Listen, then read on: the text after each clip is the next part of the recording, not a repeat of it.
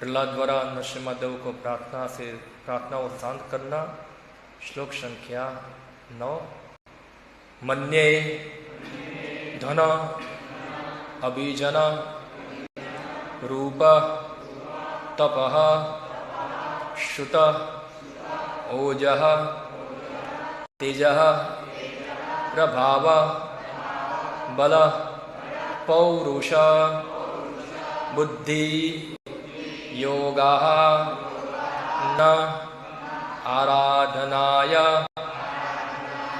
हि भवन्ति परस्य पुंसः भक्त्या तुतोष भगवान् गजयुद्धपाय।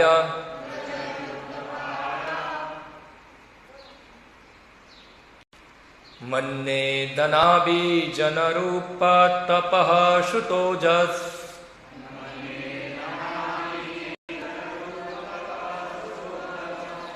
तेज प्रभाव बल पौरुष बुद्धियोगः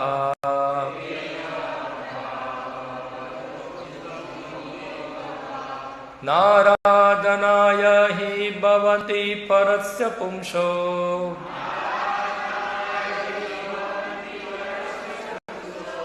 भक्त्या तुतोष भगवान् गजयुतपाय।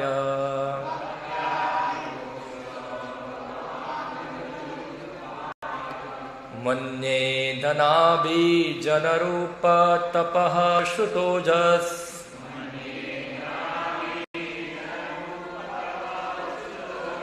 तेजः प्रभाव बल पौरुष बुद्धियोगः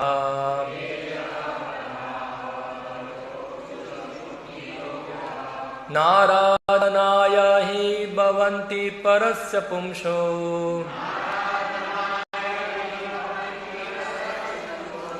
भक्त्या तुतोष भगवान् गजयुत्थपाय।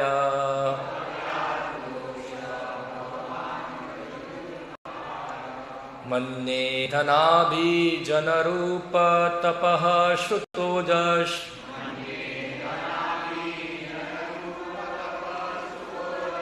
तेजः प्रभाव बल पौरुष बुद्धियोगः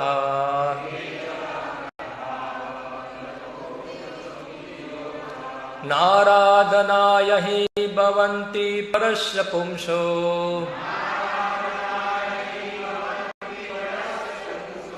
भक्त्या तुतोष भगवान् गजयुत्थपाय।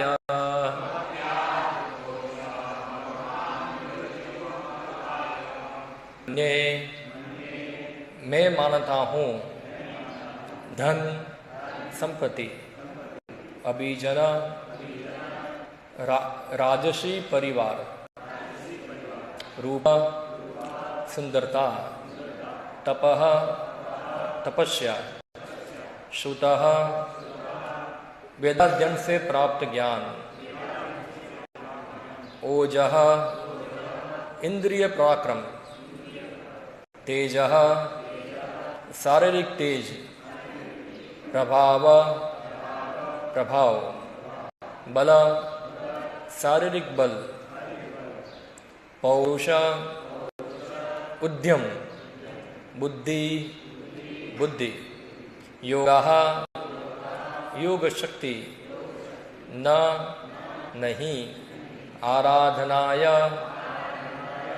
प्रसन्न करने के लिए ही निसंदेह भवन्ति है परस्य दिव्य का पुंसः पूर्ण पुरुषोत्तम भगवान भक्त्या केवल भक्ति से तुतोष तुष्ट हो गया था भगवान पूर्ण पुरुषोत्तम भगवान गजयुत्थपाय हाथियों के राजा गजेंद्र के हेतु। अनुवाद एवं तात्पर्य कृष्ण कृपा मूर्ति अभय चरणाविंद भक्तिदान स्वामी श्री प्रभुपाद द्वारा। प्रहलाद महाराज ने आगे कहा भले ही मनुष्य के पास संपत्ति, राजसी, परिवार, सौंदर्य, तपस्या, शिक्षा, दक्षता, कांति, प्रभाव, शारीरिक शक्ति, उद्यम, बुद्धि तथा योग शक्ति क्यों ना हो, किंतु मेरी समझ से इन सारी योग्यताओं से भी कोई व्यक्ति पुनः प्रसन्न भगवान को प्रसन्न नहीं कर सकता, किंतु भक्ति से वह ऐसा कर सकता है। गजेंद्र ने ऐसा किया और इस तरह भगवान उससे प्रसन्न हो गए।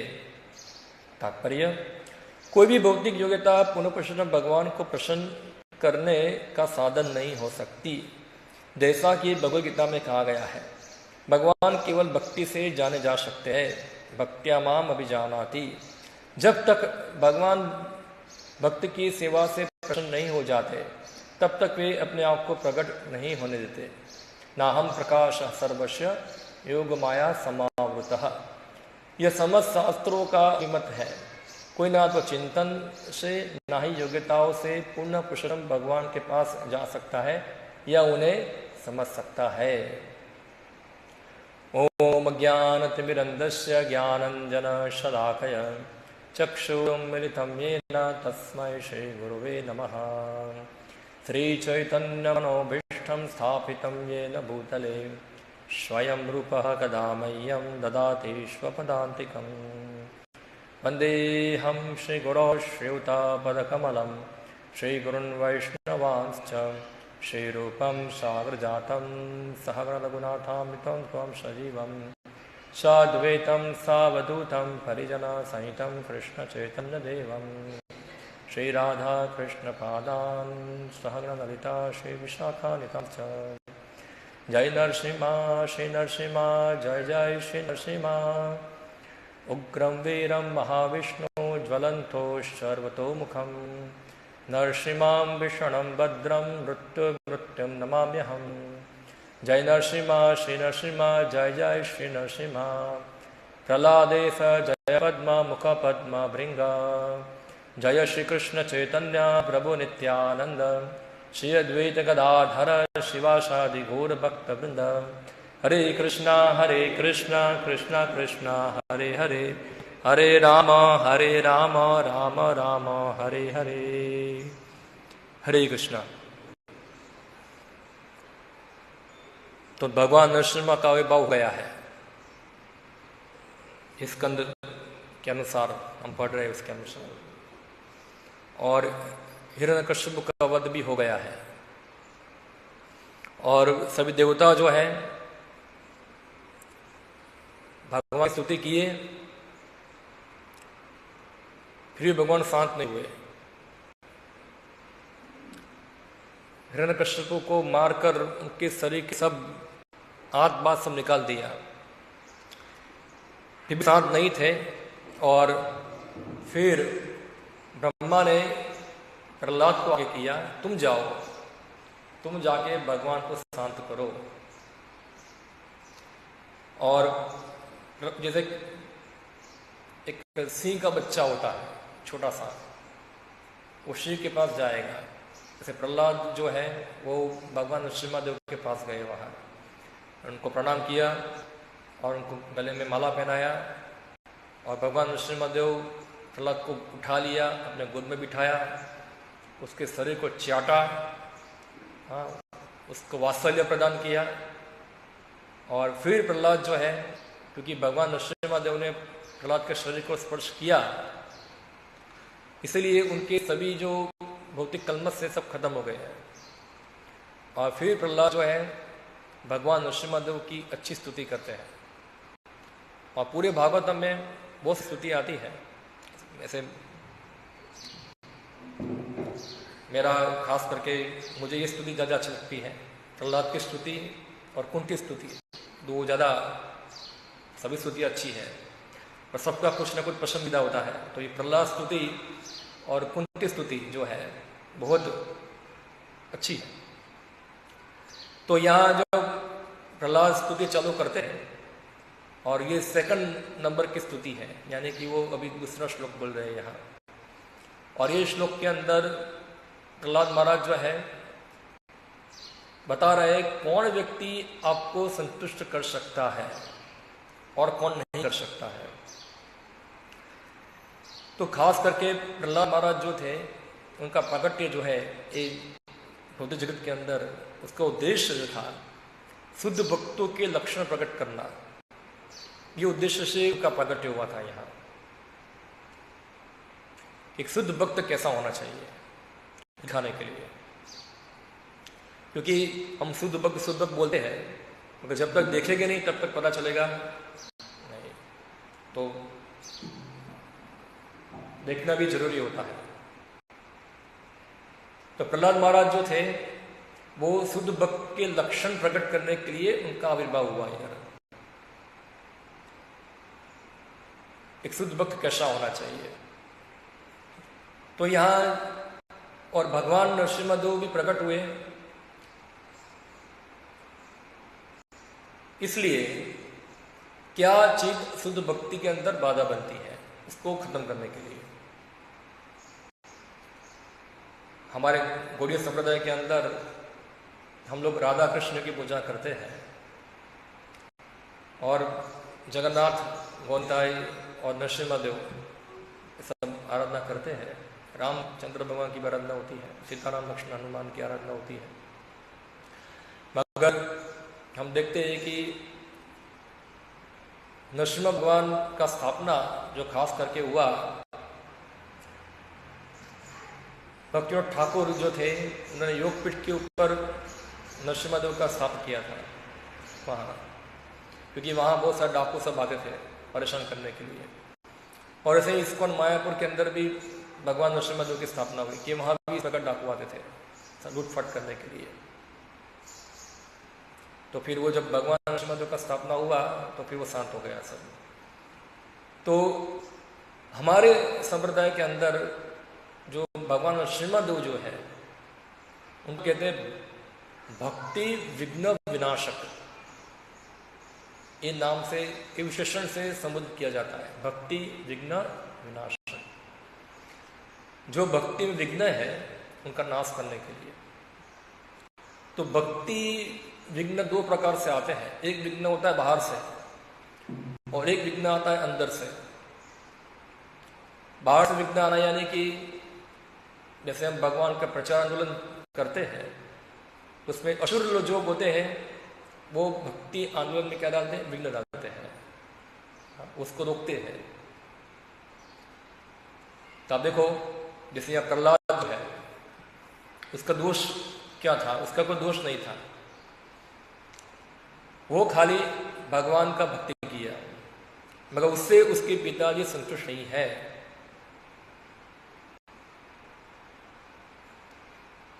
सोच रहा था कि उनके पिताजी संतुष्ट नहीं है। उनके पिताजी चाहते थे कि प्रहलाद क्या बने,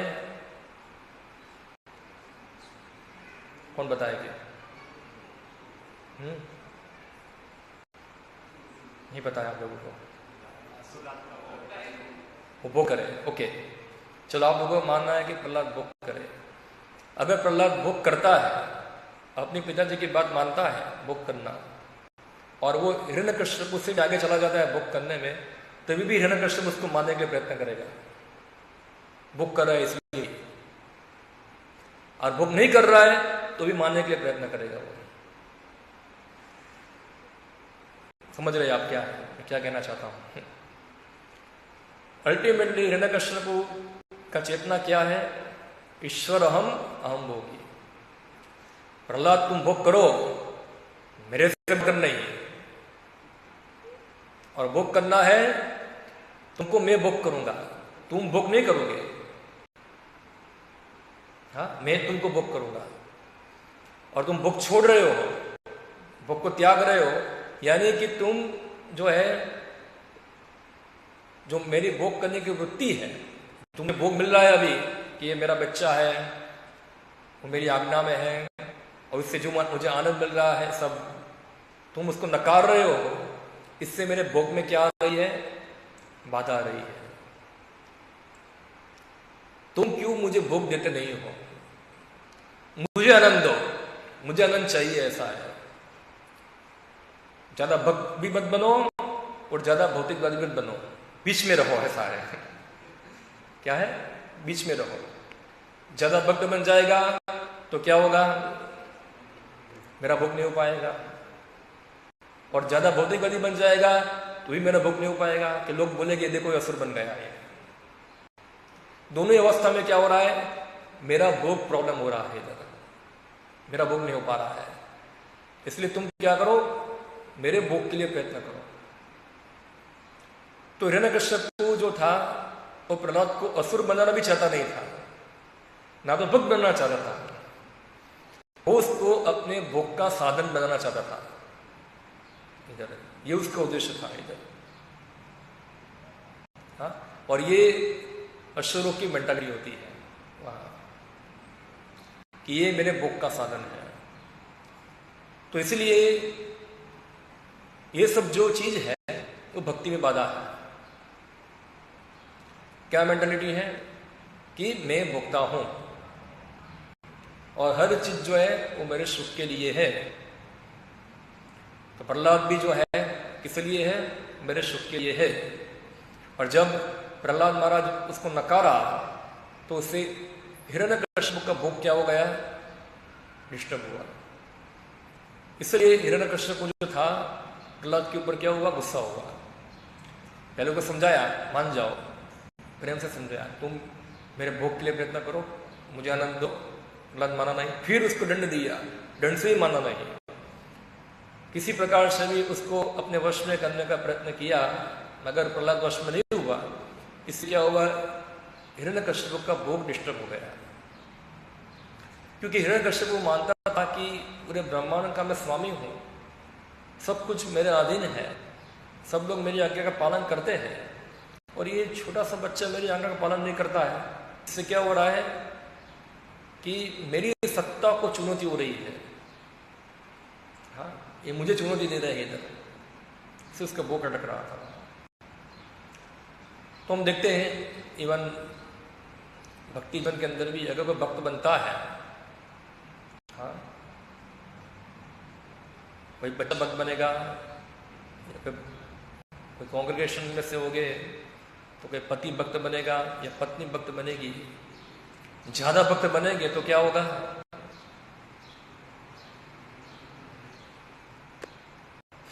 यही होगा।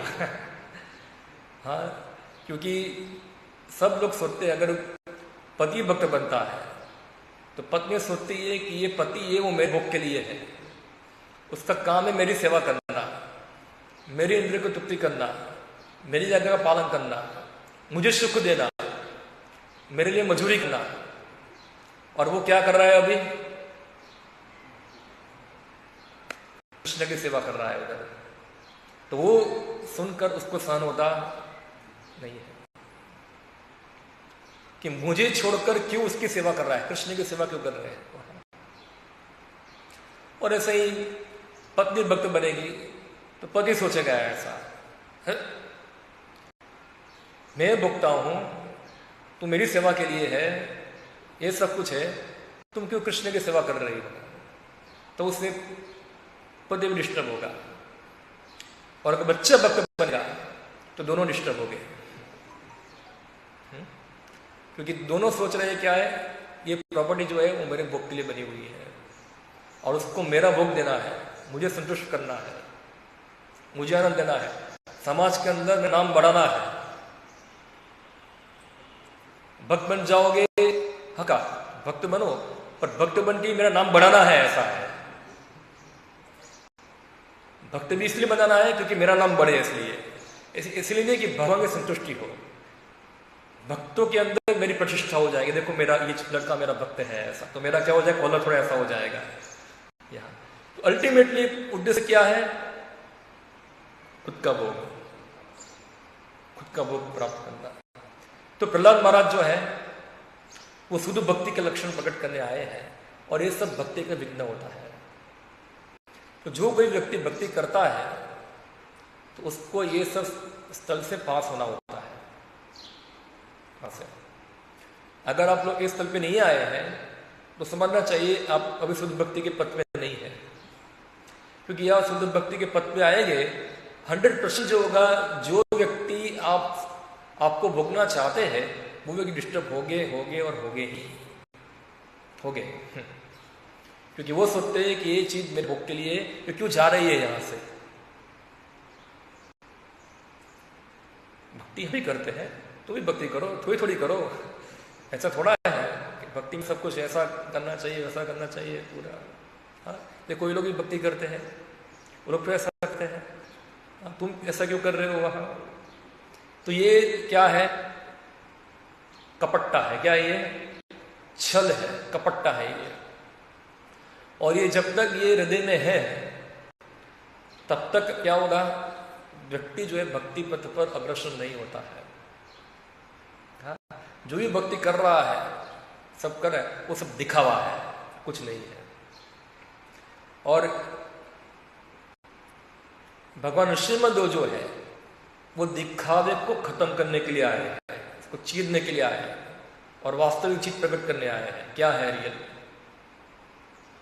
चीज? क्या रियल भक्ति है वो स्थापित करने के लिए।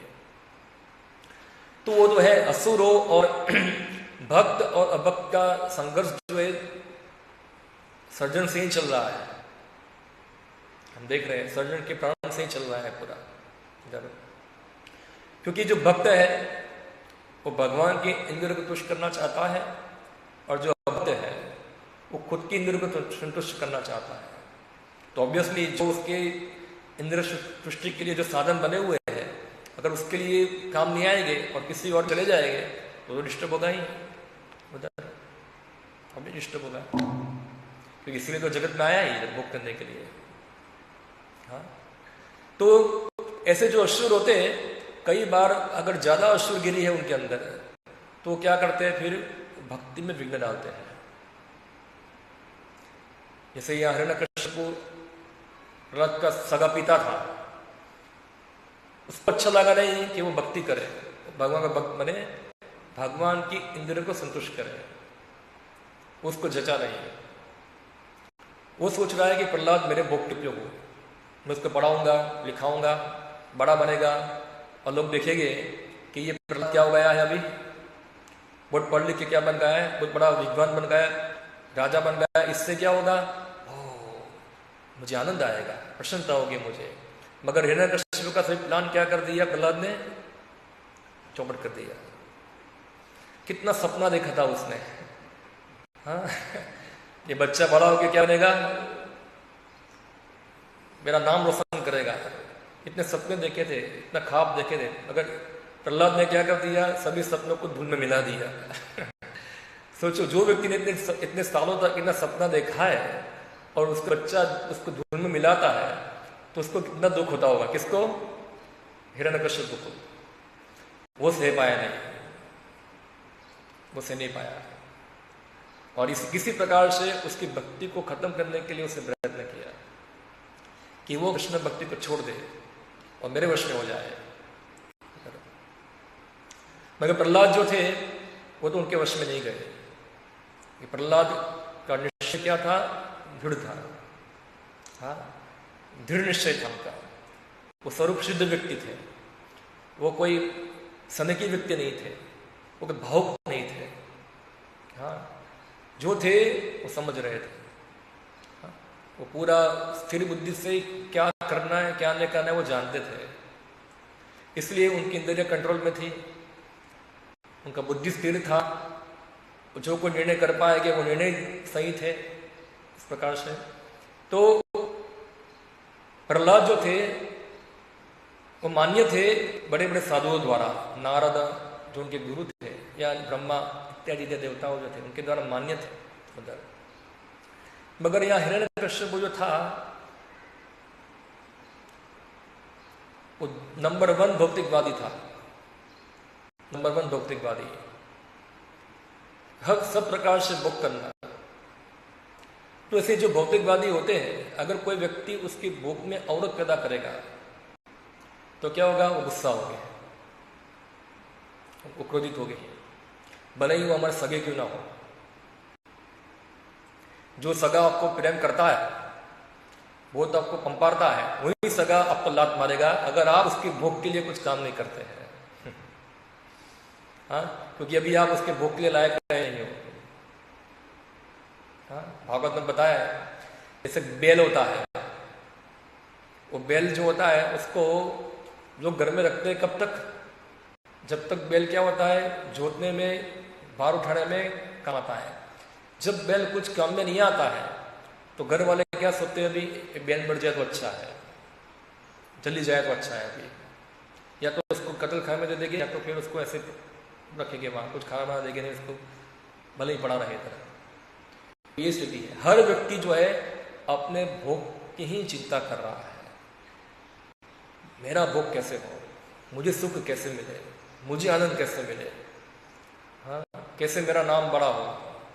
तो ये सब जो है ये आसुरी मेंटालिटी है, हाँ, ये सब असुर की लक्षण है हमारे अंदर, और ये लक्षणों को हमको दूर करना होता है। खास के प्रहलाद के चरित्र को समझकर, इवन यहाँ प्रहलाद बता रहे हैं, इवन बड़े बड़े अच्छे गुण जो है यहाँ जो उनकी बात करें, जैसे कोई धनवान व्यक्ति है, हाँ, तो धनवान व्यक्ति समाज में क्या होता है, उसकी प्रतिष्ठा होती है, हाँ, मुकेश अंबानी आएगा या फिर कोई धनवान होगा, उसकी प्रतिष्ठा होगी, लोग उसको सम्मान देते हैं, आज देते हैं, पहले नहीं था, आज लोग सम्मान देते हैं, धनवान को सम्मान देते हैं। कोई राजर्षि परिवार से होगा, यानी कि राजा, कोई राजकारणी होगा, पॉलिटिशियन होगा, उसको सम्मान मिलता है। या तो कोई सौंदर्यशाली होगा, रूपवान होगा, वो भी सम्मानीय होता है। कोई तपस्वी होगा, भी सम्मानीय होगा। कोई श्रुत वेदाध्ययन करता होगा, उससे ज्ञान प्राप्त किया होगा, भी सम्मानीय होगा। ओज, पराक्रम, अपना पराक्रमी होगा। शत्रु के लिए ये गुण है, क्या है? ओजह, गीता के अंदर भगवान बताते हैं, ओज, पराक्रमी होगा। तेज, तेजस्वी, हीरोइज्म कहते हैं उसको, पराक्रमी, हीरोइज्म, तेजस्वी होगा। प्रभाव, उसका इन्फ्लुएंस होगा, प्रभाव होगा। बल, शारीरिक शक्ति होगी। पौरुष, यानी कि बहुत मेहनतू होगा, उद्यम करने वाला होगा, बहुत मेहनत करने वाला होगा। बुद्धि ही, बुद्धिशाली होगा। योग, या तो योगाभ्यास में लगा होगा। मगर ये सब जो चीज है, अगर ये सब चीज को प्राप्त कर कर व्यक्ति खुद भोग करता है, या तो फिर कोई व्यक्ति सोचेगा ये व्यक्ति मेरे पास, एक चीज मेरे पास है, उससे मैं भगवान को इंप्रेस कर दूंगा, तो भगवान ये सब चीजों से इंप्रेस होते नहीं है, क्योंकि ये जो चीज है ये सब भौतिक है। ये सब चीज व्यक्ति को प्राप्त होती है उसके पूर्व जन्मों के कर्मों के अनुसार, हाँ, और ये सब चीज क्या है? क्षणिक होती है, थोड़े समय के प्राप्त होता है, और व्यक्ति थोड़े समय के लिए जो चीज प्राप्त हुआ है उससे वो आसक्त होता है, अटैच होता है उससे, या तो इसको प्राप्त करता है अपने पौरुष यानी कि अपनी मेहनत के द्वारा, और सोचता है कि इससे भगवान क्या हो जाएंगे, हमसे प्रभावित हो जाएंगे। तो भगवान ये सब भौतिक गुणों से कभी प्रभावित होते नहीं है। भगवान को प्रभावित करने का कारण नहीं है सब भौतिक गुण। शुद्ध भक्ति के 6 लक्षण हैं, उसमें से एक लक्षण जो है, अंतिम जो है, वह है श्री कृष्ण आकर्षणी, जो अंतिम लक्षण बताया है भक्ति रसों सिंधु के अंदर, कि शुद्ध भक्ति क्या है? श्री कृष्ण आकर्षणी, वो भगवान को भी आकर्षित करती है। तो भगवान को आकर्षित ये भौतिक चीज नहीं करती है, भगवान को आकर्षित करती है शुद्ध भक्ति। शुद्ध भक्ति यानी ऐसी भक्ति जिससे व्यक्ति अपने भोग के लिए प्रयत्न नहीं कर रहा है, तो प्रयत्न कर रहा है भगवान की सेवा के लिए, भगवान को तुष्ट करने के लिए। और हम समझ सकते हैं, इवन जगत के अंदर भी कोई व्यक्ति होगा आपकी सेवा कर रहा है, इसके बदले में इसको कुछ नहीं चाहिए, आप बोलो पैसा चाहिए, पैसा भी नहीं चाहिए, ये ले लो कुछ कपड़ा, वो भी नहीं चाहिए, बस आपकी सेवा करना है। तो ऑब्वियसली होगा एक व्यक्ति जो होगा उससे क्या होगा, वो प्रसन्न होगा। मगर कोई व्यक्ति आ रहा है सेवा करने के लिए, सेवा कर रहा है उस पूरा, मगर उसका भी मोटिवेशन प्रकट नहीं हुआ है, थोड़े दिन के बाद वो बोलता है स्वामी ये चाहिए मुझे, ऐसा मिलेगा? धीरे से अपना जो हेतु है उसको प्रकट करता है वो। तो वो जो बोलना है वो स्वामी को संतुष्ट कभी नहीं करता है, क्योंकि जो भी उसका सेवा भावना था, जो भी उसने कुछ दिखाया था, उसके पीछे क्या था, उसका एक बहुत बड़ा एक मोटिव था। जैसे इंद्र था, हम देखते भागवत के अंदर, जो इंद्र था वो उसकी सौतेली माँ की सेवा करने आया। इंद्र की सौतेली माँ कौन है, जानते हैं आप लोग? दीदी। और दीदी ने एक व्रत किया था कि ऐसा पुत्र प्राप्त हो जो इंद्र को मारे। बराबर, इंद्र को पता चल गया। तो इंद्र क्या किया, अपनी जो माँ थी, सौतेली माँ थी, वो व्रत पालन कर रही थी, उसकी सेवा करने के लिए कहाँ गया वो? दीदी के पास। और इंद्र एक दास की तरह अपनी माँ की सेवा किया। उसके लिए फूल तोड़ने जाता है, उसका घर साफ कर रहा है, पानी भर के लेके आता है, उसके व्रत के लिए सब आयोजन करता है, पूरा सब प्रकार से सेवा करता है। ये खुश हो गई कि इंद्र क्या है, तो बहुत सेवा कर रहा है इस प्रकार से मेरी। मगर इंद्र क्या सोचता था, कहाँ मुझे कोई छिद्र मिले, यहाँ से कोई दोष मिले दीति के अंदर, तो मैं जो यहाँ जो उद्देश्य से आया हूँ वो उद्देश्य मेरा पूर्ण हो जाए। यानी कि इंद्र का उद्देश्य क्या था, दीति के व्रत को तोड़ना, और तोड़कर उसके गर्भ में जो बालक था उसको मार देना। और इंद्र को दोष मिल गया, इंद्र को दोष मिल गया, और इंद्र जाके क्या किया, गर्भ को मारा। मगर क्योंकि दीति व्रत पालन कर रही थी और विष्णु व्रत था, इसलिए वो गर्भ जो था मरा नहीं, जीवित रहा, और वो 49 भागों के अंदर विभाजित हो गया। तो फिर इंद्र बोला क्षमा कर दो, माफी मांग लिया दीति का। दीति ने भी क्षमा कर दिया, बोला ठीक है अभी तुम्हारा शत्रु नहीं होगी, तुम्हारे मित्र बन जाएंगे। तो हम देखते हैं कि ये क्या था, इंद्र की सेवा के पीछे क्या था, कोई मोटिवेशन था, कोई हेतु था उसका। ऐसे भगवान की सेवा के लिए भी कोई हेतु लेके जाते हैं कोई, भले ही वो प्रकट ना हो, भगवान जानते हैं उसका क्या हेतु है। हाँ, तो ऐसी भक्ति जो है भगवान को संतुष्ट करती नहीं है। भले ही हम 64 माला करते हो, भले हम मंगलादि करते हो, भले ही हम भक्ति की सेवा करते हो, सभी चीज करने के पीछे हमारी मनोवृत्तियां क्या है। भले ही कीर्तन में उछल उछल के नाचते हो, मगर उसके पीछे अगर मनोवृत्ति यही है हमारी कि इससे मुझे आनंद मिले, मेरा हेतु सफल हो जाए, भगवान ऐसे मनोवृत्ति से कभी संतुष्ट नहीं होंगे। हाँ, और जब भगवान संतुष्ट नहीं होंगे तो जीवात्मा संतुष्ट नहीं होगा, वो भी क्या रहेगा, वो हमेशा असंतुष्ट रहेगा इससे। तो यहां प्रहलाद महाराज बताते हैं कि कोई भी व्यक्ति आपको भौतिक गुणों से प्रभावित कर सकता नहीं है। तो सामान्य भौतिकवादी जो होते हैं वो हमेशा भौतिक गुणों से बहुत प्रभावित होते हैं वो लोग। हाँ, हम देखते हैं व्यवहार के अंदर, खास करके तो पूछेगा ओ आपका पगार कितना है, बोला 2 लाख।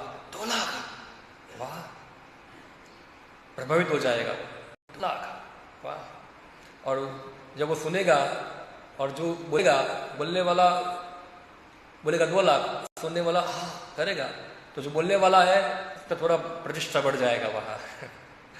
2 लाख मेरा प्रतिष्ठा बढ़ गया वहाँ। या तो फिर अलग अलग प्रकार से यहाँ बताइए, सब अलग अलग प्रकार की भौतिक चीज है पूरी, जो भौतिकवादी लोगों को क्या करती है, ज्यादा आकर्षक लगती है। तुम्हारे बच्चे की क्या मार्क आए, 80%, मेरे बच्चे के 85 आए, ऐसा है।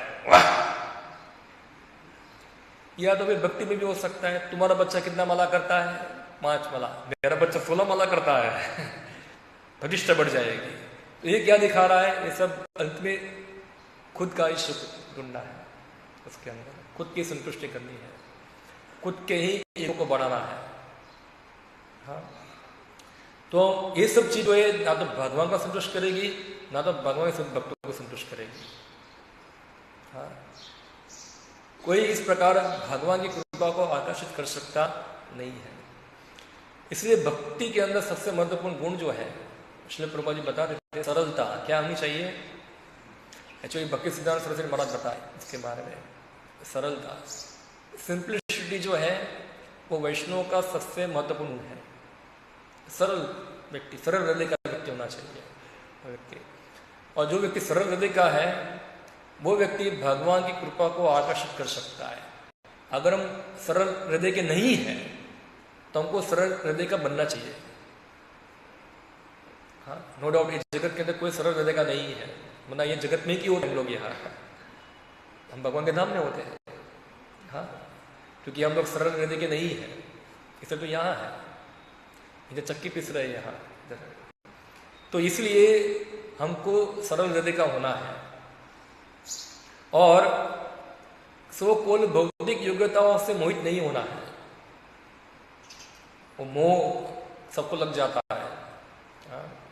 और ये वास्तव में भगवान की माया शक्ति है, सबको भ्रमित करती है। क्या फायदा है उससे, जो भी भौतिक योग्यता होगी क्या फायदा उससे, क्योंकि मृत्यु के समय क्या हो जाएगा, सब खत्म। क्षीणे पुण्य मर्तलोक विशंति, सब खत्म हो जाएगा, कुछ रहने वाला नहीं है। और जिनके लिए आप गर्व कर रहे थे और जो गर्व कर रहा था वो कहाँ जाएगा मृत्यु के बाद, हमको ही पता नहीं है, उसको ही पता नहीं है। ऐसा नहीं कि यमराज उसको पूछे कि हो तुम एसएससी में 85% लाए थे, ठीक है तुम्हारे नरक में नहीं जाना है, ऐसा यमराज बोलेंगे उसको। हाँ, तुम बहुत शक्तिशाली थे, तुम राजा थे, इसलिए तुम्हारा को नरक नहीं मिलेगा, ऐसा है। यमराज तो सब देखने वाले नहीं है उधर। तो ये सब जो भौतिक प्रलोभन है या भौतिक जगत के चकोचांदनी जो है, ग्लैमर है, उससे हमको बाहर निकलना चाहिए। ये सब भक्ति के अंदर बहुत बड़ा विघ्न है। हाँ, और पूरा भौतिक जगत जो है वो हमको एक भौतिक जगत के ग्लैमर से मोहित होने के लिए बनाया हुआ है कि हम उसे क्या हो जाए, मोहित हो जाए। जो जितना भौतिक जगत की ग्लैमर से मोहित है उसके लिए भगवान के प्रति आकर्षण होना संभव नहीं है, नहीं हो पाएगा उसको आकर्षण, क्योंकि उसकी हृदय के अंदर धूल जम गया है पूरी। हाँ, पूरा धूल जम गया है इधर। तो यहाँ प्रहलाद बताते हैं, उनको प्रहलाद की शिक्षा को फॉलो करना चाहिए। प्रहलाद महाजन है और वो पूरा उनके पद चिन्हों पर चलना, हाँ, आचार्य उपासना वो भक्तों का कर्तव्य है। तो प्रहलाद खुद बता रहे हैं ऐसा कि सब चीज जो है भगवान आपको संतुष्ट कर पाएगी नहीं, आपको संतुष्ट नहीं कर पाएंगे, इससे भगवान का फेवर प्राप्त नहीं कर पाएगा वो। भगवान ऐसे लोगों के कृपालु नहीं होंगे। इसलिए चैतन्य महाप्रभु बताते हैं, पंडित धनी कुलीन बड़ो अभिमानी। चैतन्य महाप्रभु बताए, दीन दयाल करे भगवान, पंडित कुलीन धनी बड़ो अभिमानी। तो प्रॉब्लम धनी होने में नहीं है, प्रॉब्लम पंडित होने में नहीं है, प्रॉब्लम कुलीन होने में नहीं है, प्रॉब्लम कहाँ है, अभिमानी होने में है।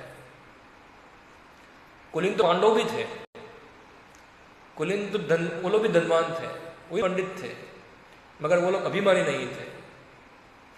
कौरव लोग थे, वो भी कुलीन थे, पंडित थे, हाँ, मगर क्या थे वो, अभिमानी थे। तो प्रॉब्लम नहीं है कुलीन अच्छे कुल में जन्म लेना, पंडित होना या तो भी धनवान होना, तो समस्या नहीं है।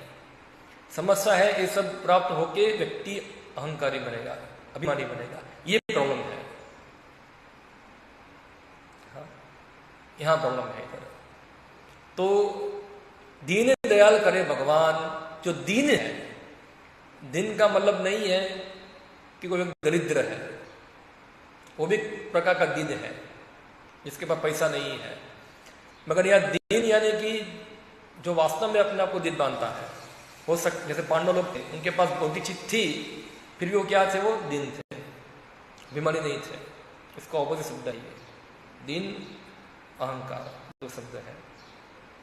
तो इस प्रकार तो कि दिन बनता है, जो भी उसके पास भौतिक चीज है उससे वो गर्व नहीं करता है, हाँ, तो वो भगवान जो है उसके ऊपर दयालु होते हैं, वो भगवान का फेवर प्राप्त कर पाएगा, भगवान की कृपा को आकर्षित कर पाएगा। भगवान कृष्ण ने फेवर नहीं किया दुर्योधन का, जो कि दुर्योधन कौन था, वो भी उनके संबंधित है ना, पांडव भी उनके संबंधित है। ऊपर दुर्योधन पांडव दोनों ही समान संबंधित है। अर्जुन जो था भगवान कृष्ण की बहन का पति था, यानी, और दुर्योधन की लड़की का शादी किया था, कहा, शाम के साथ बराबर उसके साथ शादी हुआ था। दोनों ही संबंधित है उनके दोनों ही उनके संबंधित है, मगर भगवान कृष्ण ने दुर्योधन का फेवर नहीं किया, क्योंकि वो क्या थे, अभिमानी थे।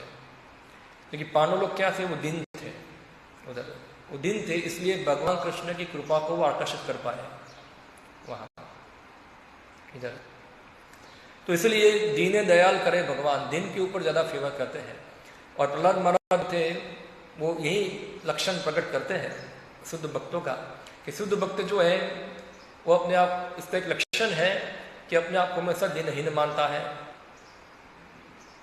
और अगर कोई भौतिक योग्यता भी है उसके पास, तो ऐसा नहीं कि भौतिक योग्यता होना बुरा है। बुरा कब है, जब उसका दुरुपयोग होता है। अगर भौतिक योग्यता को आप कृष्ण के सेवा में लगाते हैं, हाँ, तो वो क्या हो जाता है, जैसे आभूषण है, जैसे शास्त्र उदाहरण दिया है, जैसे डेड बॉडी है, उसका श्रृंगार हुआ है, उससे प्राण नहीं है, तो क्या होगा, वो डेड बॉडी भी काम की नहीं है।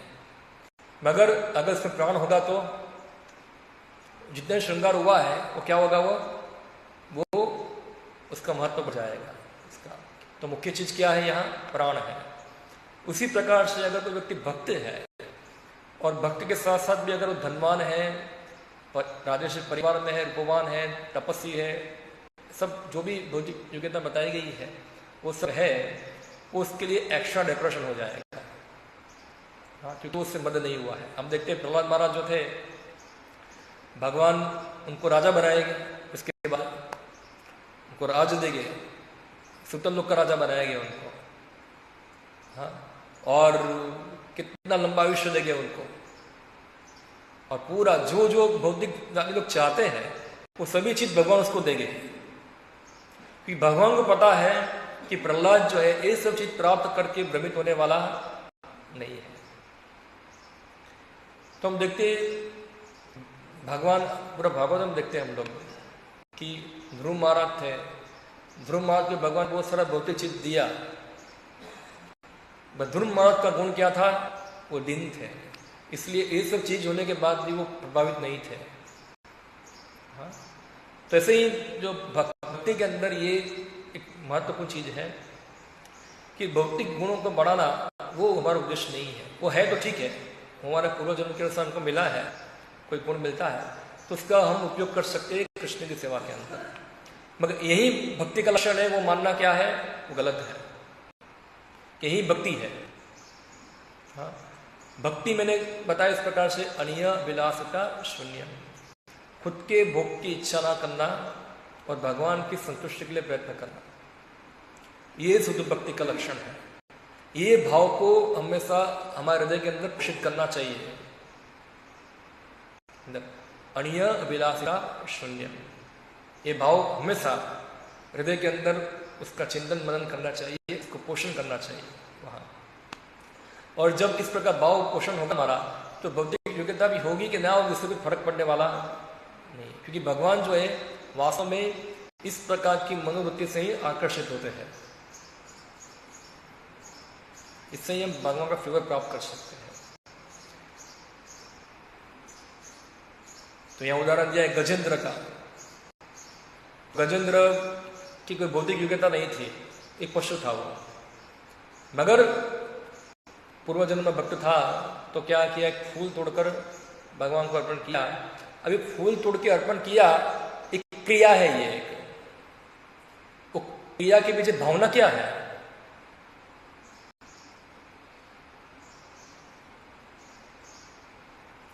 भगवान को फेवर प्राप्त करना, भगवान की कृपा को प्राप्त करना। तो जो हर क्रियाओं के पीछे ये मनोवृत्ति होनी चाहिए, अनिय अभिलाषिता शून्य। क्रिया वो सूक्ष्म है, वो छोटी क्रिया है, खाली फूल तोड़कर अर्पण किया, बस सामान्य क्रिया ही है। मगर उसके पीछे जो कॉन्शियसनेस जो था, खास करके मनोवृत्ति जो थी, वो क्या था? भगवान को संतुष्ट करना। तो उससे क्या होता है? भगवान प्रसन्न होता है उससे हर क्रियाओं के अंदर। तो प्रहलाद जो है इस प्रकार के मनोभाव सिखाने के लिए आए हैं इधर, क्योंकि भगवान प्रहलाद बात खुद बताते हैं कि आपने मुझे शुद्ध भक्त के लक्षण प्रकट करने के लिए यहाँ भेजा है। और श्रील प्रभुपाद जी तात्पर्य बताते हैं प्रहलाद जो है वो नित्य सिद्ध भी है और मिश्र भक्त भी है, मिश्र सिद्ध भी है। दो प्रकार के भक्त होते हैं, एक साधन सिद्ध और एक नित्य सिद्ध। साधन सिद्ध यानी कि जो साधना द्वारा सिद्धि प्राप्त करता है, और नित्य सिद्ध यानी कि जो ऑलरेडी सिद्ध है। मैं कई बार नित्य सिद्ध भक्त इस जगत में आते हैं भगवान के मिशन को चलाने के लिए, उनके मिशन को स्थापना करने के लिए, और भगवान का उद्देश्य को पूर्ण करते हैं। और बाकी जो अन्य साधना सिद्ध भक्त हैं वो नित्य सिद्ध भक्तों के लक्षण को देखकर, उनकी शिक्षाएं हैं, उनके आचरण है, उनका भक्ति सेवा है, उसको देखकर वो भी क्या बनते हैं? वो भी नित्य सिद्ध भक्त बनते हैं। तो प्रहलाद महाराज ऐसे ही भक्त हैं। प्रभुपाद जी बताते वो नित्य सिद्ध भी है और साथ साथ मिश्र साधना, आधा साधना सिद्ध है, आधा नित्य सिद्ध है। इसके दो कारण हैं। एक कारण है कि प्रहलाद को सिद्धि हुई नारद की कृपा से, नारद जी की कृपा से, और उसको खुद साधना भी करना पड़ा कुछ। मगर फेवरेट नारद का क्या था? प्रहलाद के ऊपर फेवर था उनका। अभी क्यों फेवर था उनको पता नहीं है, क्यों नारद ने प्रहलाद के ऊपर इतना फेवर किया। क्योंकि भक्ति क्या है? अहितों की अप्रतियता।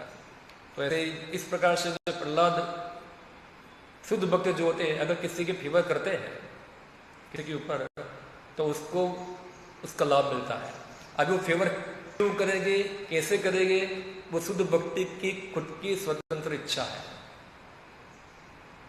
हाँ, जैसे हम देखते श्री प्रभुपाद अमेरिका में गए वहाँ प्रचार करने के लिए, तो बहुत सारे भक्त उनको बोलते थे, प्रभुपाद जी क्या हमने पूर्व जन्म में कुछ पुण्य कर्म किया होगा कि आप जैसे गुरुओं को प्राप्त हुए हैं?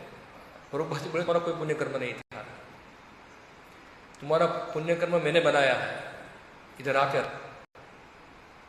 तो प्रभुपाद जी ने उनके ऊपर क्या किया? फेवर किया, उनके ऊपर दया किया। जबकि उनमें कौन सा गुण था कि जिससे वो प्रभुपाद की दया को आकर्षित कर पाए? एक गुण था, कोई बताइए कौन सा गुण था वो? ये बताओ कौन सा गुण है?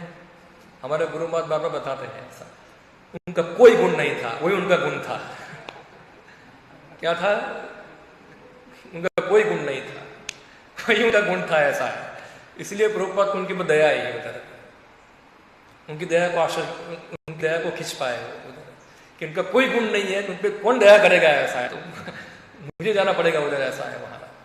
तो इसलिए हम देखते हैं, हम एक भजन भक्त ठाकुर बताते हैं, योग्यता विचारे किच्छु नहीं पाए तुम्हारा करुणा सारा। अगर योग्यता हम देखने जाएंगे तो कोई योग्यता नहीं है, आपकी कृपा ही हमारी योग्यता है, और कोई योग्यता नहीं है ऐसे। तो इस प्रकार से प्रहलाद जो थे ऐसे ही भक्त थे, उनको नारद की कृपा हुई थी उनके ऊपर, और साथ साथ वो ऐसे भक्त बने, इसलिए मिश्र भक्त बताए गए हैं। हाँ, और इस प्रकार से हाँ भगवान की कृपा को आकर्षित किया। हिरण्यकश्यप को इतना भौतिकवादी था जिससे पूरी दुनिया कांपती थी, पूरी दुनिया डरती थी। हाँ, उससे पूरा एक देवता भी थरथर हो जाते थे उसको खाली ऊंची करने से पूरा। और जब प्रहलाद को परेशान किया गया, हाँ, तो भगवान का एक अद्भुत रूप प्रकट हुआ जो अभी तक किसी ने देखा नहीं था। हम हमेशा कृष्ण को देखते हैं, क्या करते हैं, हमेशा हंसते हैं। कभी गुस्से में देखा नहीं है, हाँ, कभी क्रोध में देखा नहीं है कभी, मगर ये भगवान का क्रोध वाला रूप है। तो क्रोध को तो सब निंदा करते हैं ना, हाँ, क्रोध तो अच्छा नहीं है। भगवान खुद बताए, काम ऐसा क्रोध ऐसा रजुना समुद्भव, काम क्रोध लोभ 3 नरक के द्वार है। तो यहाँ भगवान नरसिंहदेव बहुत क्रोधी है, बहुत क्रोध गरम। गर्मी कितनी है, ऐसी गर्मी के अंदर उनका और क्रोध तो और गर्म, हाँ, कितना हॉट टेम्परेचर उनका, इतना भयानक क्रोध है। क्यों इतना क्रोध हुए वो, क्या उनका क्रोध का कारण है ऐसा? सामान्य भौतिक जीवन में व्यक्ति क्रोध आता है, जब उसकी भौतिक इच्छा संतुष्ट नहीं होती तो क्या होता है, वो क्रोधी बनता है। भगवान के लिए कौन सी भौतिक इच्छा बाकी रह गई है कि उनके लिए वो क्रोध करेंगे वो, हाँ? तो जब भगवान देखते हैं कि उनके भक्तों को परेशान किया जा रहा है, बाहर से अन्य लोग परेशान करते हैं, तो भगवान नरसिंहदेव उसको सह पाते नहीं है और फिर अपना वो क्रोध प्रकट करते हैं, भयंकर क्रोध जो कभी किसी के लिए असह्य है देखना।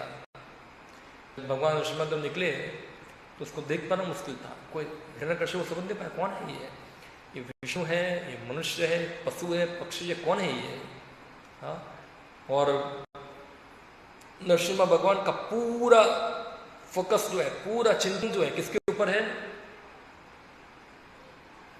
सोचो जैसे सूरज का प्रकाश होता है, आप एक क्या बोलते हैं हिंदी में, बिलोरी कांच को मैग्नीफाइंग ग्लास में इंग्लिश होता है, हाँ, वो ग्लास को आप रखोगे तो पूरा गर्मी को एक जगह पे क्या करेगा, वो केंद्रित करेगा, और वो गर्मी किसी को डालोगे तो क्या होगा, वो जल जाएगा। सोचो पूरे ब्रह्मांड का सृजन करने वाले भगवान जो है, जो सभी के क्रोध के मूल है, उनका क्रोध, हॉट टेम्परेचर एक व्यक्ति के ऊपर फोकस हो रहा है पूरा और वो कौन है? वो हिरण्यकश्यप। नरसिंह भगवान को और को दिखता नहीं है, कौन दिखता है? वो हिरण्यकश्यप। पूरा उनका चेतना जो है हिरण्यकश्यपुमय है पूरी, ऐसा है कहाँ है हिरण्यकश्यप, कहाँ है, कहाँ है, कहाँ है, उसको मारना है पूरा, पूरा क्रोध में है एकदम, हाँ। और हम देखते इतना क्रोध था उनको कि हिरण्यकश्यप को मारने के बाद भी उसको फाड़ रहे हैं वहां से, पूरा खींच खींच से उसको निकाल रहे, चीर रहे, वो शांत नहीं हो रहे, इतना क्रोध था उनका। और सभी देवता भी डर गए अभी तो इतना क्रोधी व्यक्ति को देखा नहीं है हम लोगों ने, कितना भयंकर रूप है, सब लोग फपड़ रहे हैं, ब्रह्मा डर रहे हैं, सब लोग डर रहे हैं, कौन उसको शांत करे? लक्ष्मी जी कौन है? मेरा पति नहीं है ये क्या है ये? अभी तक ऐसा क्रोध तो देखा नहीं है मैंने। उनकी हिम्मत नहीं कि उनके पास जाके वो शांत करे, वहां जाके वही डर रही है वहां से। प्रहलाद ने शांत कर दिया, प्रहलाद ने जाके नरसिंह भगवान को शांत किया वहां। क्यों? क्योंकि उनके लिए ही क्रोध कर रहे थे वो। तो श्री प्रभु जी बता रहे, ये सिंह होता है, वो सभी जानवरों के लिए क्या होता है? वो भयानक होता है, वो सबको मार देता है, सबके डर का माहौल पैदा करता है। मगर वही सिंह अगर उसके बच्चे के साथ होगा तो बच्चे को सिंह से भय लगता है, वो तो उसके साथ खेलेगा वहां से। उसी प्रकार से नरसिम्हा रूप जो है वो भक्त को आनंद देने वाला है और भक्त को डराने वाला है एक बार हमारे गोकुल चंद्र प्रभु बता रहे थे, गोकुल चंद्र प्रभु नए नए भक्त बने थे, तो उधर उनका मंदिर था सोनिया के अंदर, वहां जाते थे। उनके पिताजी जो थे वो कम्युनिस्ट पार्टी के लीडर थे, पूरा नास्तिक थे। वो बच्चा भक्त कर रहा था, उनके पिताजी को पसंद नहीं था, तो भक्तों ने बोला भगवान नरसिम्हादेव जो है असुर को मारने में सक्षम है, ऐसा है, उनकी पूजा करेंगे तो सब क्लियर हो जाएगा। तो चित्र दिया जिसमें यहाँ से हिरण्यकश्यपु, यहाँ नरसिम्हादेव, दोनों एक दूसरे पे वार कर रहे हैं वहाँ। तो चित्र लेके चले गए। कुछ दिनों की पूजा किया, बाद आए तो पूछा कि हिरण्यकश्यपु को भगवान ने मार दिया।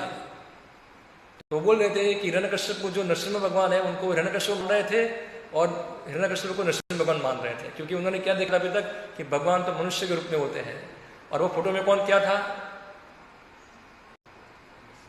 नरसिम्हा भगवान तो एक सिंह के रूप में थे।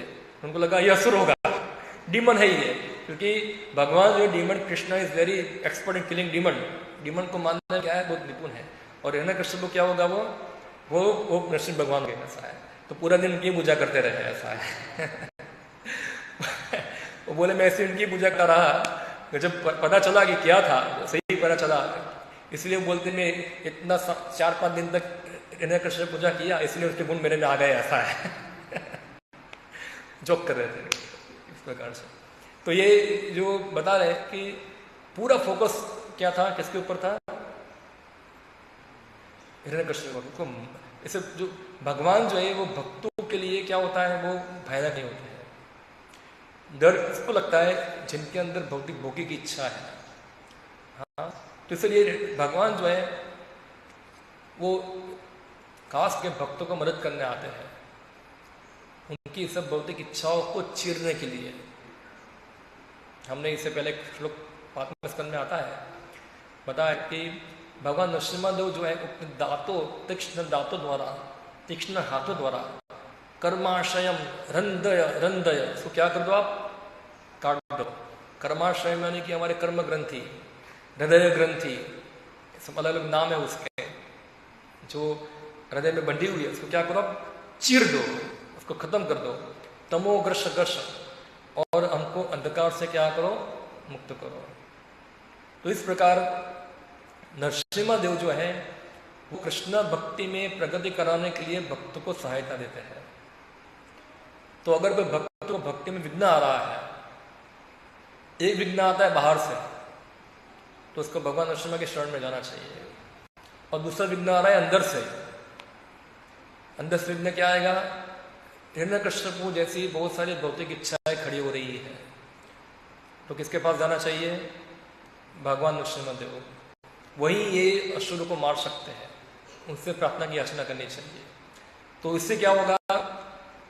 हमारे आचार्य बताते नरसिम्हादेव जो है वो भक्तों को कृष्ण प्रेम देने के लिए उत्साही है, वो कृष्ण प्रेम प्रदान करते हैं। नरसिम्हा भगवान जो है प्रेम प्रदान करते हैं। नरसिम्हा भगवान, राम भगवान, ये सब रूप जो है, जैसे गौनिताय प्रेम प्रदान करते हैं, ऐसे नरसिम्हा भगवान प्रेम प्रदान करते हैं। तो इसलिए हमारे संप्रदाय के अंदर पूजा होती है भगवान नरसिम्हादेव की, जो हमको भक्ति के विघ्न को नाश करे हमारे। और श्री गुरुपाद ने हमारे मंदिरों के अंदर इसको स्थापित किया। जब खास करके भक्तों के ऊपर आक्रमण होता था तो उन्होंने सुबह शाम 2 बार भगवान नरसिम्हा स्तुति का गान करने के बताया। आप उसको क्या करो, गान करो, उससे भगवान नरसिम्हादेव आपकी रक्षा करेंगे भक्ति प्रचार में। और अंदर से भी होगी तो अंदर से भी रक्षा करेंगे, दोनों जगह से रक्षा करेंगे आपकी। तो इस प्रकार से नरसिम्हादेव पूजा होती है। खास करके हमारे इस्कॉन मायापुर के अंदर वो क्या है, वो कौन सा नरसिम्हा है? वो उग्र नरसिम्हा है, उग्र है। मगर हमारे आचार्य बताते हैं मायापुर में जो नरसिम्हा है वो उग्र नहीं है। हाँ, उग्र, क्योंकि मायापुर धाम जो है वो कौन सा धाम है? वो उदार्य धाम है। क्या है वो? उदार्य धाम है। वो चैतन्य महाप्रभु का भाव उदार्य भाव था उनका, सबको उद्धार करना, सब पे करुणा करना, ये उनका भावना था। तो मायापुर में जो नरसिम्हादेव है वो बाहर से दिखते उग्र, अंदर से क्या है? वो बहुत उदार्य है उनका। तो इसलिए उससे डरने की आवश्यकता नहीं है। वो डरते कौन है? वो खाली बाहर को डराने के लिए ऐसा सीन लगा के बैठे हुए हुआ है, ऐसा हाथ में पंजा है ऐसा, मगर वो अंदर से क्या है? उदार्य भाव उनका, वो सबको उद्धार करने के लिए बैठे हुए वहां। हम देखते हैं ऐसा, उनकी बहुत सारी लीलाएं हैं भगवान नरसिम्हादेव की। तो इस प्रकार से भक्ति में प्रगति कराने के लिए हमारे बहुत सारे अवरोध है। भक्ति प्रचार में अलग अलग तरीके से जो हमको भक्ति बाधा पहुंचाते हैं, तो नरसिम्हा की प्रार्थना करने से अवरोध शांत हो जाते हैं। तो ये हमको इस प्रकार भगवान नरसिम्हा का शरण लेना चाहिए। नरसिम्हा महादेव शरणम प्रपत्ति, हे भगवान नरसिम्हा मैं आपकी शरण लेता हूँ। और शुद्ध भक्ति के लिए प्रार्थना करनी चाहिए। ऐसा है कि भगवान हमारे हृदय के अंदर जो भी सब अनर्थ पड़े हुए हैं, जो आपकी शुद्ध भक्ति के लिए बाधा पहुंचा रहे, इसको क्या करो, कर्माशयम रंदय रंदय, इसको तोड़ दो, खत्म करो। हाँ, उसको चीर दो सब चीज को, क्योंकि ये सब हृदय ग्रंथि जो है उसको काटना इतना आसान नहीं है। हाँ, सब नहीं काट पाते उसको। तो ये हमारे, इसलिए हम नरसिम्हा भगवान की पूजा करते हैं। अभी इसको उनके अंदर एक फैशन बन गया है, नरसिम्हा भगवान की पूजा को पूरे कर्मकांडी बना दी है। हम देखते हैं ऐसा, सब नरसिम्हा कवच पहन के आएंगे, इधर बांधेंगे और फिर और क्या करते हैं, कुछ नरसिम्हा का टैटू बोलेगी यहाँ, ऐसा भी करते हैं। हाँ, और सब मेरा स्वास्थ्य अच्छा नहीं है, मेरा बच्चे का एग्जाम में पास होना है, ये करना है, वो करना है, फलना ढिकना जो भी है, सब प्रकार से क्या करते हैं, मायापुर में जाके भगवान की पूजा करते हैं नरसिम्हा देव की। तो मनोवृत्ति क्या है, पूरी कर्मकांडी है, फ्रूटिव मेंटालिटी है पूरा। तो इस प्रकार की मेंटालिटी से भगवान नरसिम्हा देव संतुष्ट होते नहीं है। इस प्रकार का सेवा ग्रहण के धीरे धीरे वो हमको ऊपर लेने का प्रयत्न करते हैं, मगर वही भक्ति नहीं है, हमको समझना है ये। वरना क्या होगा, हम लोग भी इस धारा में बह जाएंगे।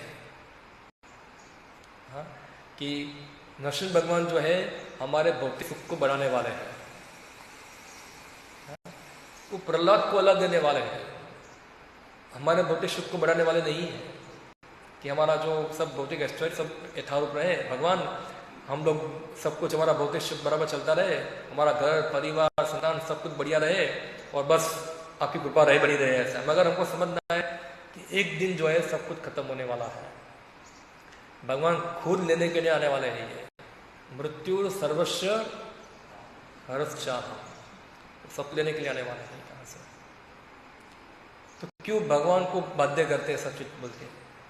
तो जिस पर्पस के लिए हमको मानव जन्म मिला है, जिस पर्पस के लिए हमको जन्म मिला है, वो पर्पस के लिए याचना करनी चाहिए भगवान को कि सब भौतिक चीज तो हमारी भक्ति में बाधा है, तो भगवान उसको दूर करो कि जिससे मैं आपकी शरण ले पाऊं। मैं आपकी शरण लेने से हिचक रहा हूं, हाँ हिचक रहा हूं बार बार, तो आप क्या करो, धक्का लगाओ पीछे से ऐसा है जिससे मैं शरण ले पाऊं आपकी। हाँ, जैसे हिरण्यकश्यप को झुकना चाहता नहीं था, भगवान ने उसको पकड़ कर झुकाया, ऐसा झुको पकड़ के झुकाया, क्यों झुकते नहीं हुए ऐसा है। एक बार श्री प्रभुपाद ने को बताया, एक भक्त बोला कि भगवान बोलते हैं ऐसा, सर्वधर्मान परित्यज्य मामेकं शरणं व्रज, ऐसा तो सब झुकने के लिए बोल रहे हैं ऐसा। तो प्रभुपाद जी बोले हाँ भगवान आपको झुकने के लिए बोल रहे हैं, तो झुक जाओ, स्वेच्छा से झुक जाओ। बोला मैं झुका तो क्या होगा, बोला तुमको जबरदस्ती झुकाया जाएगा ऐसा है। और भगवान झुकाते ही है, हाँ माया के द्वारा सबको झुकाते हैं नीचे, तो क्यों ना वॉलंटरी भगवान की शरण ग्रहण की जाए ऐसा है। तो ये प्रहलाद की शिक्षा और शरण को प्राप्त होता है। तो ये श्रीमद् भागवत 7वां स्कंद जो है वो पढ़ना चाहिए। अगर पढ़ेंगे नहीं तो हमको पता चलेगा नहीं तो हम भक्ति क्या है, शुद्ध भक्ति क्या है और कहाँ से सीखेंगे हम लोग। भागवत से भक्ति सीखना होता है ना, तो भक्ति कहाँ सीखेंगे हम लोग। आजकल के YouTube के अंदर सब आते हैं लपट चपड़ बोलने वाले, उससे हम भक्ति सीखेंगे। जो भक्ति कहाँ सीखनी चाहिए हमको, प्रहलाद से, भागवत सीखनी चाहिए। हम लोग लपट चपड़ करने वालों से भक्ति सीखेंगे फिर, और फिर वही सुनेंगे, वही बोलेंगे, वही पालन करेंगे, और वही हमारा चेतना होगा उस प्रकार से। भक्ति सीखना है तो करना पड़ेगा हमको, भागवत पढ़ना पड़ेगा। और दुर्भाग्य है कि हम लोग भागवत में पढ़ते नहीं है, और हम क्या करते हैं फिर हमारा स्पेकुलेशन सब डालते उसके अंदर। हम बड़ी बड़ी रागों का भक्ति की बातें करते, बेसिक चीज तुम जानते नहीं है क्या है और पूरा इतना बड़ी बड़ी बातें करने जाते हैं हम लोग, उसके लिए हम लायक भी नहीं है। उसके लिए राधा कृष्णा प्रेम वृंदावन रासलीला, पहले बेसिक चीज तो जानो क्या है पूरा। पहले सुबह जल्दी तो उठो वहां तुम स्ट्रगल करते हो उधर, तो हमको जानना हमारी स्थिति क्या है। पहले हमको दिन में ख्वाब देखते नहीं है, जानो हम कहाँ है पहले, इधर कौन सी जगह पे खड़े हैं, भूमि पे खड़ा रहना है हमको। और ये भागवत जो है हमको योग्य बनाता है, कैसे ऊपर जाना है हमको धीरे धीरे। तो इसलिए ये भागवत हम पढ़ना चाहिए। हाँ, उससे ही हम भक्ति से पाते हैं। हाँ, खास करके सातम स्कंद जो है ये प्रहलाद की स्तुति है, कितनी अच्छी स्तुति है। मुझे लगता नहीं कि आप लोगों में किसी पढ़ा है ये स्तुति,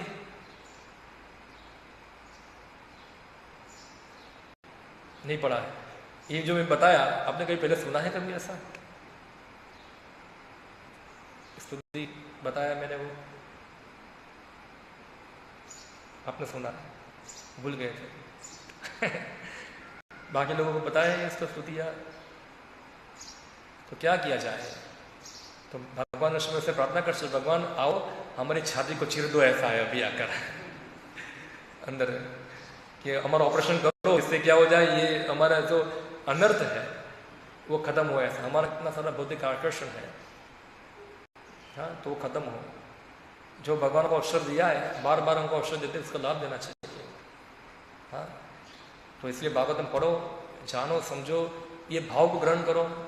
ये प्रहलाद महाराज का जो भाव है उसके अंदर भाव को ग्रहण करना चाहिए हमको। इस प्रकार भक्तों का मूड बनाना चाहिए। क्या है, ठीक है, साफ कर रहा हूँ मैं। हरे कृष्ण। आपका प्रश्न है किसी का विषय के ऊपर,